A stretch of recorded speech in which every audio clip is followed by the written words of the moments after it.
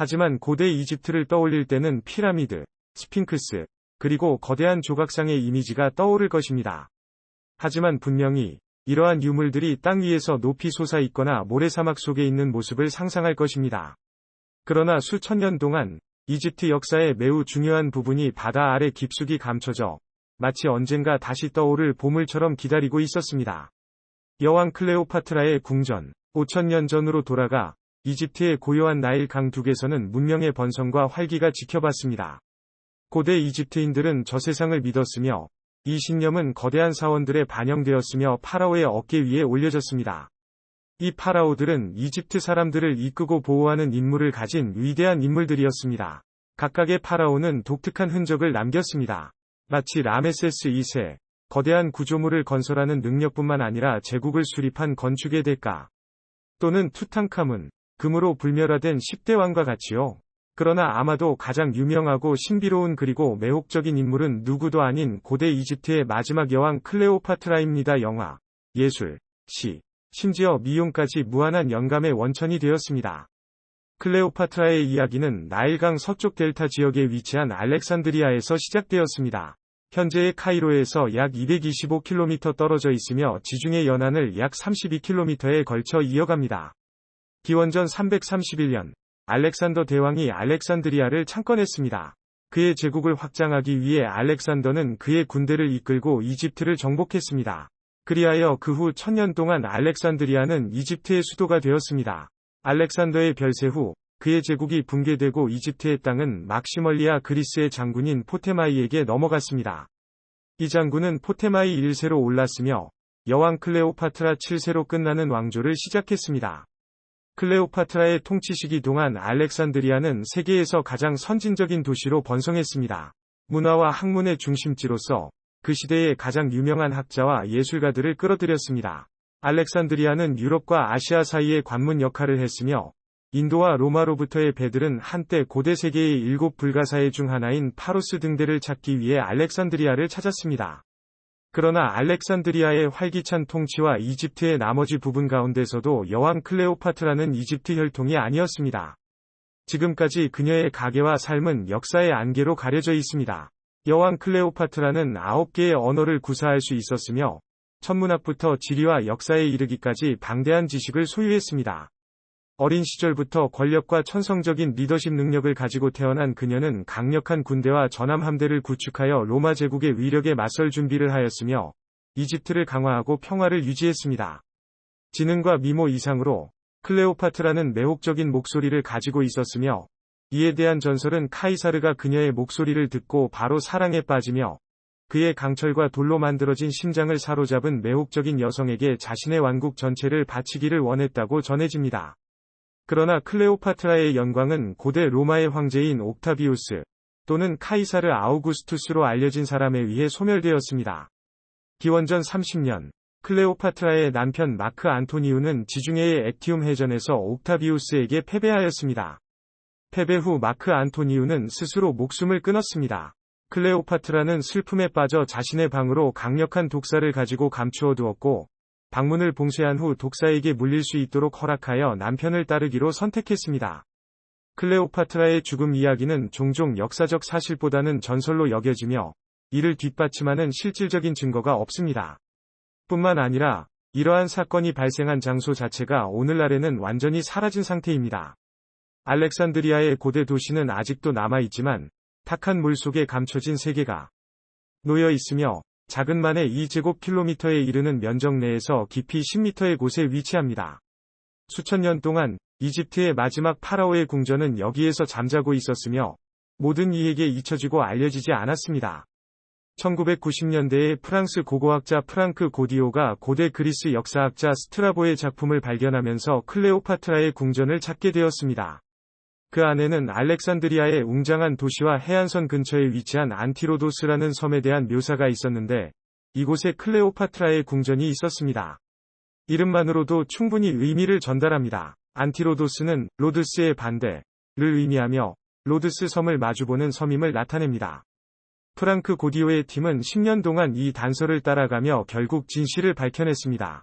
초기에 그들은 보석, 머리핀, 반지 및 유리 골반이 담긴 30m 길이의 고대 화물선의 흔적을 발견했습니다.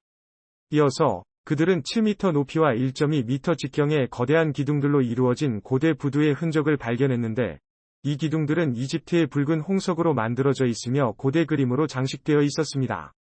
의심의 여지 없이 이곳은 한때 웅장한 출입구였습니다. 그들은 궁전의 목재 기초를 발견하였으며, 탄소연대 측정 결과 이것은 클레오파트라 시대보다 약 200년 전이 시대임을 나타내었습니다. 그러므로 클레오파트라는 이 궁전을 짓지 않고 상속받았을 가능성이 높습니다. 과학자들은 또한 많은 파편, 동전, 도자기, 조각상, 대리석 바닥 등을 발견했습니다. 검색한 결과 중에서 가장 인상적인 것은 궁전 복합체 내부의 사원 입구를 지키는 두 개의 거대한 홍석 조각상 중 하나였습니다. 연구자들에 따르면 이 조각상은 클레오파트라의 아버지인 제12대 톨레미 왕을 나타냅니다. 또한 여신 이시스의 큰 동상과 클레오파트라와 그녀의 연인 율리우스 시저의 아들인 카이사리온의 거대한 돌머리도 발견되었습니다. 이 발견은 클레오파트라와 그녀의 연인 마크 안토니의 무덤을 찾을 희망을 불러일으켰습니다. 이 섬은 비교적 작은 편으로 약 500헥타르 정도의 면적을 갖추고 있으며 서로 다른 방향으로 이끄는 3개의 갈래가 있습니다. 그 주요 갈래는 300m에 걸쳐 있으며 이세움 해안에 위치한 카이사리온의 사원을 향한 산책로가 있습니다. 그러면 물론 이렇게 고요한 강변을 따라 알렉산드리아에 번영하던 곳과 심지어 전설적인 알렉산드리아의 등대도 깊은 바다에 삼켜지게 된 이유가 무엇일까요? 1999년 프랑크 고디오에게로 돌아가 봅시다. 그의 팀은 고대 이집트의 아틀란티스를 발견했습니다. 안탈란티스는 아니었지만 이것은 여전히 대재앙적 사건 이후 바다 아래로 잠겨버린 도시의 이야기를 펼쳐주었습니다. 우연히도 이 도시는 알렉산드리아의 동쪽에 위치해 있었습니다. 이집트 사람들은 이것을 토니스라고 불렀으며 그리스의 주민들은 헤라클레이온이라고 불렀습니다. 이 항구 도시는 알렉산더 대왕이 근처에 알렉산드리아를 설립한 시기부터 수백 년간 거주되어 온 곳입니다. 특히 흥미로운 점은 이 도시가 고대 전설에도 등장했다는 것입니다. 그곳은 영웅 헤라클레스가 처음 아프리카 대륙에 발을 디뎌간 곳이며 헬레는 스파르타에서, 트로이의 파리는 피난처를 찾았던 곳입니다. 그러나 기원전 150년경 강력한 지진과 이에 따른 쓰나미가 전 도시를 파괴했습니다. 그 지진은 땅을 격렬하게 흔들어 지중해가 땅과 섞이며 액화된 진흙을 만들어내는 현상인 액화화 현상이 발생했습니다. 이로써 전체 도시가 새롭게 형성된 진흙에 묻혀버렸습니다. 고고학자 프랑크 고디오에 따르면 몇 개의 섬은 아직 물 위에 남아 있었습니다. 기원전 6세기에는 하나의 섬에 수도원이 건설되었습니다. 그러나 8세기에 다시 지진이 발생하면서 이번에는 도시 전체가 바다 밑으로 가라앉았습니다. 심해 깊은 곳에서 헤라클레이온의 잔해가 서서히 나타나며 놀랍게도 탁월하게 보존되어 있습니다.